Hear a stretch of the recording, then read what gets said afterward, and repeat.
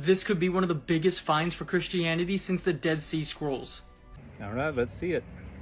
So a few years ago, archaeologists were studying this cave in a remote part of Jordan where Christian refugees were known to have fled after the fall of Jerusalem in AD 70, when they uncovered this collection of 70 tiny books made of lead and copper. So this is false. These codices were absolutely not discovered by archaeologists. They were brought to a man named David Elkington, who then published a press release in 2011 announcing the discovery of these codices. He was not there wherever they were discovered, and the story about where they came from and how they came into Elkington's hands has changed over the years. They're still being studied, but they can unlock some of the most important secrets of early Christianity.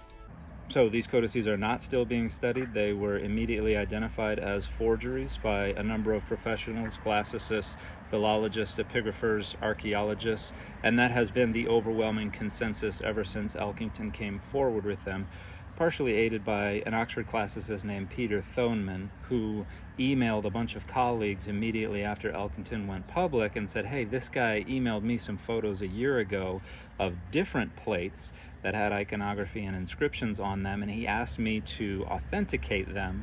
And one of the inscriptions was clearly done by somebody who did not know Greek because it was nonsensical, because they had confused the alpha and the lambda.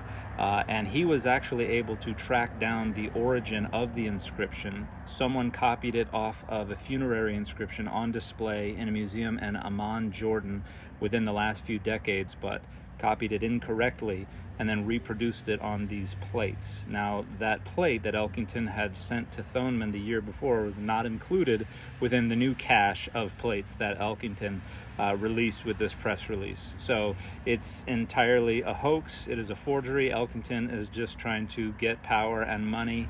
Now on these tiny pages are words, symbols, and images pointing to the Messiah, the crucifixion, and his resurrection.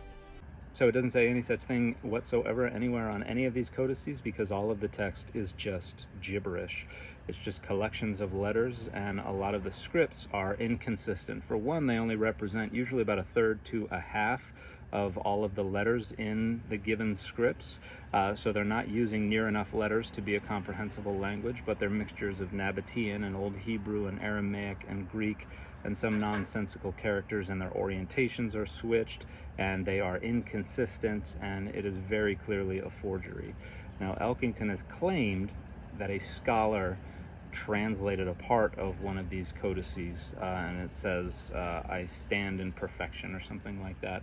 And I've actually spoken directly with the scholar who promoted that translation, and he has asked not to be identified because he never wants to be associated with these things ever again in his life. And he said that was just an attempt to try to find something coherent somewhere in these inscriptions, and that he does not believe that is what the text says.